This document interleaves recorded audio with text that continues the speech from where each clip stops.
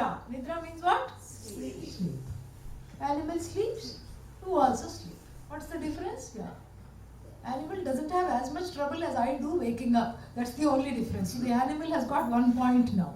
Better off. Bhaya, being subject to fear. So you see the cockroach and say eek. The cockroach sees you and runs away. Both are afraid of each other. Yeah? Fear, animal is also subject to fear. Maithunam, the capacity to reproduce. Rabbit also reproduces, human being also reproduces. Samanyam etat, this is the same for Pashu and Nara, human being. However, Manu says there is one distinguishing factor, only one. What is that? The capacity to follow dharma. Dharmena hinaha. Therefore, devoid of dharma, Pashubhis samanaha. You are as good as an animal. One is as good as an animal. So what is this dharma we have to understand? And I'll take 10 more minutes. Yeah, so what is this dharma we have to understand properly? This dharma is a, what should I say, a ladder to reach Bhagavan, really speaking. Dharma is a ladder to reach Bhagavan. Without dharma, there is no way I can discover Bhagavan as myself. So therefore, this dharma becomes a very important, and all the things that are talked about within this rubric of dharma become a series of important practices within the tradition. In other religions, dharma is seen as a mandate of God. God comes down. Why? Because when God made the Jagat, He forgot. And then so He came down or sent somebody down to say, these are my commands or commandments. Same thing. Do not lie, thou shalt not steal, thou shalt not covet other people's property, thou shalt not do this, thou shalt not do that. These are orders coming from Bhagavan. Edicts. But that is not the case for us. We say dharma is a manifestation of Ishvara. Wherever there is dharma, there is Ishvara. So if I am dharmic, there is more Ishvara within me, less of me. What is this me? A person who is filled with raga dveshas. So more Ishvara within me means less strife, less pain, less fear, less sorrow, more security, more compassion, more accommodation.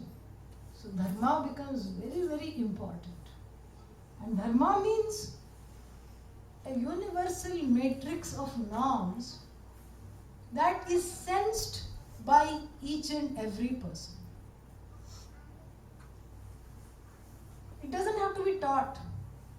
If you tell your 2-year-old you cannot have another cookie and you go out of the room, and then you come back into the room and the fellow is caught with the hand in the jar, that child will look guilty, I tell you. It may not know how to talk, but it will say, oh no, oops. It will have that look. Who taught it? Did it go to a Sunday school? Did it go to Bal Vihar? Did it go to Purna Vidya class? No, it's only 2 years old. But still the child looks guilty. That means what? It is there. That is dharma inside. That's the voice of Bhagavan is dharma. And you know what? Another secret about dharma, everybody wants dharma. No, but I don't want dharma. Even if somebody were to say, even if Duryodhana were to come and sit in front of me and say, I don't want dharma. Who is Duryodhana? Everybody knows? Yeah? Who is Duryodhana? Was he a good person? No. Okay. Abba. So, was he a dharmic person? No. The teacher of Hinduism has to have one quality alone.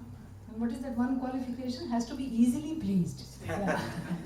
So anyway, so this is the thing. Dharma Even if Duryodhana comes, I will convince him he also wants dharma. Why? Because he wants everyone else to be dharmic towards him, without him being dharmic. This is what it is. I don't want other people to steal from me.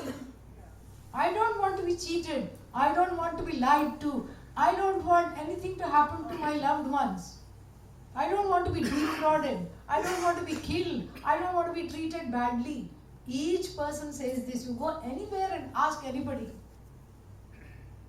In their own language, they will all say the same exact thing. This is what makes it universal. This is what makes it universal. And therefore, that is why in our tradition, the first thing to be accomplished is dharma. It becomes the first purushartha. Sarvaihi purushaihi arthyate purushartha. First purushartha is that alone. Then what? There is nothing more to say. Because even those who violate dharma want dharma. There is another story of a stupid fellow, robber. What did he do? He went and stole a big plasma television. One of those huge screens, 68 inches or something. With great difficulty he dragged it out. But he couldn't carry it to where the getaway car was going to come. So he hid it in the backyard, in the bushes, and called his friend to come and help him carry it to the car.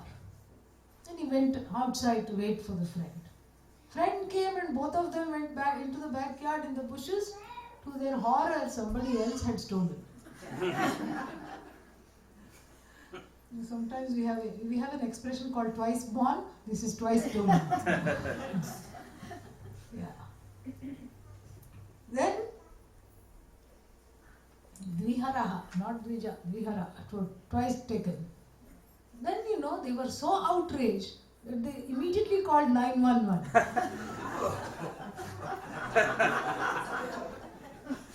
The police was not confused. They were a little perplexed perhaps. So first question, where do you live?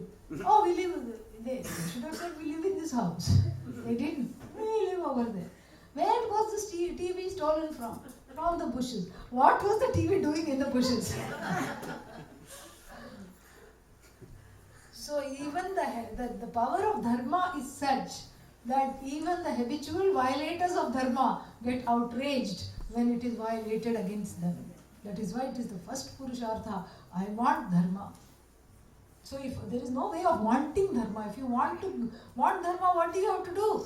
You have to give dharma. That's the only way of ensuring. Do unto others as you want them to do unto you. And here is where the precepts of the tradition, ahimsa, comes into this thing. That is the ultimate dharma is ahimsa. That I don't hurt anybody intentionally. I don't hurt people. That is the main thing of dharma. But you see, dharma is not always static, it is dynamic. For example, there is a big difference between a knife-wielding attacker and a scalpel-wielding doctor, correct? Both of them are causing harm, technically speaking. But in the case of the doctor, it is to preserve or save life, not to take life, correct? So this is what is called, the first one is called samanya dharma because it is universal. And here we have to, this is dynamic dharma in action according to place, time and intentionality. This is what is called vishesha dharma.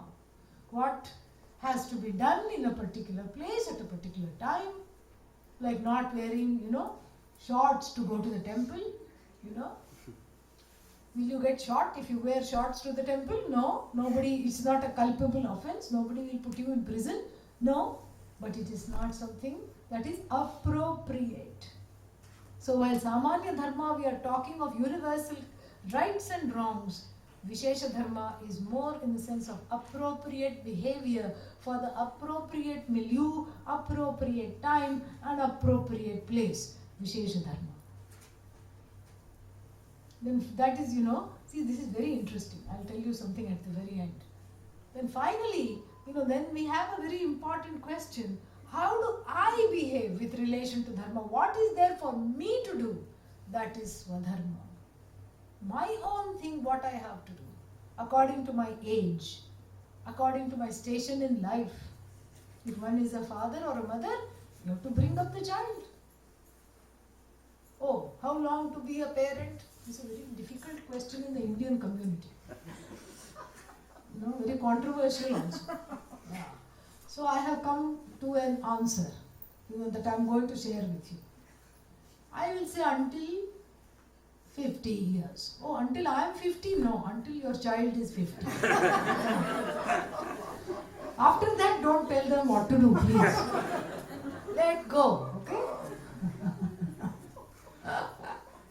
So, Swadharma, what I have to do in relation to my own duties. We don't have a rights-based society. We have a duty-based society. My duties towards you, well performed, automatically ensure that you gain your rights. Your duties towards me ensure that I gain my rights. It's so beautiful. You don't have to make everything based on rights and keep running to the state all the time because those rights are violated. Duty means you self-enforce those duties. It is amazing. It's beautiful. It's just great. This is Swadharma. Swadharma is also dharma in action. Ultimately, there is only Samanya Dharma. Samanya Dharma with regard to space and time, place and time is called Vishesha Dharma. Samanya Dharma in relation to the Jiva is called Swadharma. So you see in the distinctions of Dharma, Samanya Dharma, Ishvara. Vishesha Dharma performed in relation to Jagat. Swadharma performed in relation to Jiva. Wow! Isn't that wonderful? Yeah. So it's so beautiful. A whole tradition there is that inner string of these three things, which is really one thing, which is you alone. And you are an object which is the subject to be discovered as the most glorious, the most reverential, and the greatest thing there is. So that's why Swadharma is nothing but Swakarma. Your own karma, how you relate to people, how you relate to Bhagavan, how you relate to yourself becomes the object of Swadharma. And a Swadharma properly performed leads one to grow into being a compassionate person, into truly being a Hindu. Thank you. Om Tat Sat.